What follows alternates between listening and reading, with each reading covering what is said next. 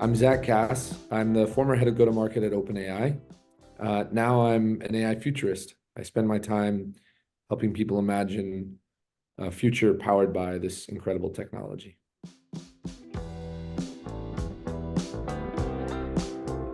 The single thing that defines the success of an organization's adoption of AI is the leadership's ability, frankly, the company's ability to imagine a better service and a better experience because of it. What I mean by that is simply companies that adopt AI out of fear of being left behind versus companies that adopt AI because they can imagine a much better, if you're a hospital, a much better patient care experience. If you're an airline, a much better customer experience. Those companies are doing much, much more fascinating things because they're driven by a really healthy incentive structure versus saying, if we don't adopt this technology, this competitor is going to lap us. Or, we need to save a bunch of money. And that's born from how does the company view the technology? Is it afraid of the technology or is it excited about the technology? And the challenges, therefore, are, pretty consistent, which is, does the company understand it? Does the company see a future that is bright and abundant because of it? Or is everyone sort of stuck, wondering if it's going to take their jobs or kill them or both?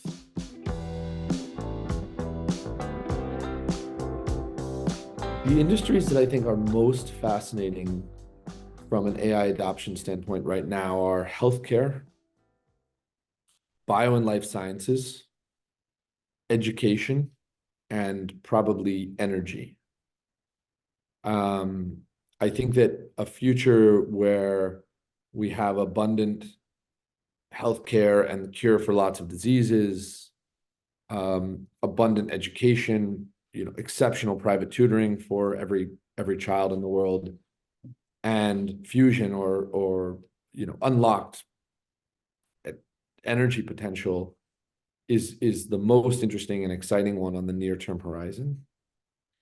And we're seeing these companies, we're seeing these legacy industries start to adopt this technology in really incredible ways. The ways in which companies adopt this technology is going to vary, especially as the technology changes and grows and across modality. It used to be, we used to understand that it could just do text to text, and then it added text to video, text to image. Now it recently added text to video. Speech to speech is going to show up soon. AI is going to basically execute every intellectual task that a human can, and we should prepare for that eventuality.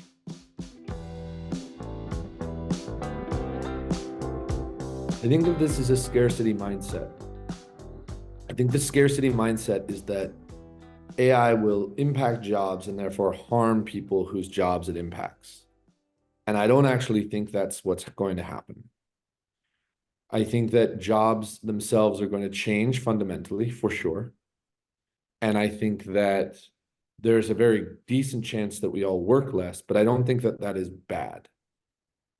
And I'll make the argument, in fact, that the deflationary implications of AI, meaning the AI's ability to reduce the cost of goods and services, is going to vastly outweigh the economic implications of job loss, which is to say that even if your wages don't improve, and even if you don't make more money, you being any of us, that our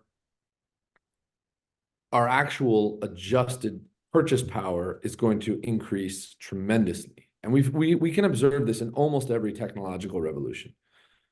The iPhone today would have cost you $10 million 20 years ago. I mean, it would have been prohibitively expensive 20 years ago. No one would have purchased with the computer in your pocket today. And the cost of foodstuffs continues to decline on a relative basis, right? Americans used to spend 40% of their wages on foodstuffs. Now we spend 10%. So while foodstuffs are more expensive over the last, 4 years, they're much less expensive than they've ever been. The cost of fresh fruits and vegetables has declined massively. this is all to say that I think we are approaching a really beautiful future where actually inequality is shrunk. Now, I'll caveat that by saying that I think the gap between the wealthiest and the poorest may actually continue to grow in a total net worth standpoint. But that's not actually, I think that's a red herring. That's not actually the thing we should all concern ourselves with. The thing we should concern ourselves with is not how much richer Jeff Bezos is than this person, but it's what is the quality of life at the lowest level? And how do we make sure that the quality of life continues to improve year after year? And in some ways, materially so. I think it's going to be much better to be poor or low income or low middle income in 10 years than it is today. And that to me is far more interesting than figuring out how we make everyone middle class, if that makes sense.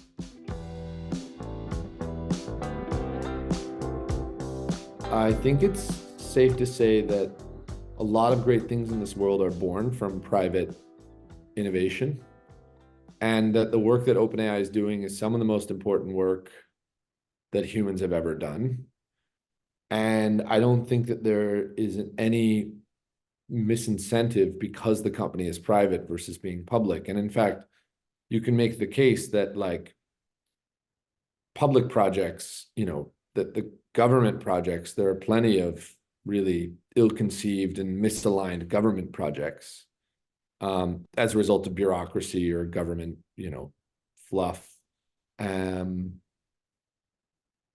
So yeah, I would simply make the argument that I think we've seen an incredible amount of good things born from privatization, and that simply saying that government should be responsible for, or this should be nonprofit, which is an even more sort of the amount of corruption that exists inside of nonprofits is sort of remarkable, right? Like that the idea that nonprofits are sort of above bastardization is just not true. They can easily be corrupted, and I think the most important thing here is that the incentive structure is obviously good. If you're an OpenAI employee or a shareholder, you want OpenAI to build aligned AGI, because if it doesn't, well, it doesn't matter how much money you made in the process. You can't enjoy your life in a world of misaligned AGI.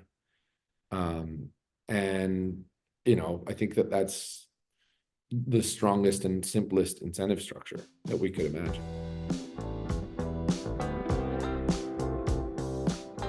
Well, I'll start by saying I think all of this technology contributes to a better world. I really do. I think that at some limit, I think that there will be plenty of weird stuff in the meantime, including deepfakes. The internet is still very young. There is a whole lot that we are still learning about it and how it works and what its societal implications are. The internet brought us many good things. It also brought us social media, which you can argue is one of the great blights on society. It's harming us in ways that we don't even appreciate yet. I think that it is very clear that the technology we are building today will have massive unintended consequences, some very good, some very bad. But we should also remember that humans are 100,000 years old. Well, depending on what you believe. We've been around a long time. And we are beginning an exponential journey. We have basically operated in the same way for most of that time. And for the last 100 years or 50 years or so, we've basically been on this exponential trend. And that's only now coming into focus, the superlinear nature of the curve we are on. I think that we should expect that there will be an incredible amount of strange things that happen in the next 20 years, and also an incredible amount of amazing things. So for every person that's worried that movies will never be the same, someone out there is realizing right now that they may have access to an education that has been deprived of them and every one of their ancestors forever. For every person out there that's worried right now about deepfakes, someone out there is realizing that they will have access to healthcare that they never had access to. We are going to cure cancer. We are going to cure neurodegenerative disease. We are going to provide every child in the world with an AI-powered tutor. We are going to provide every person in the world with an AI-powered primary care physician. These things are going to happen. This is really incredible. And I think the thing that we should focus on when we talk about how the future is going to change. I mean, I mentioned it earlier. I think we're going to reduce suffering in pretty unimaginable ways. And I think we're going to increase a lot of joy. I think AGI arrives pretty soon, and then we start to see a rapid increase in the number of scientific breakthroughs. I think we see a marked improvement in job satisfaction and worker productivity. I think we see a tremendous amount of deflation coming up. And then ultimately, I think the thing that happens as a result of AI is that we all get a bunch more time back. And the real trick is what do we do with that time? And one of the things I spend a lot of time talking in to boardrooms around the world and to audiences who will listen is the challenge is going to become how do we reimagine our lives if they're not rooted in a 9 to 5 workday or whatever it's become, a 9 to 6 or an 8 to 6 workday. And what is your purpose? What is your journey if it's not grounded in your job? Are you ready for your job, for you, anyone, any knowledge worker, for your job to change regularly? Is that something you're comfortable with? And these are the challenges that I think we're going to be presented with in the very near future. The number one thing that I want to leave audiences with, and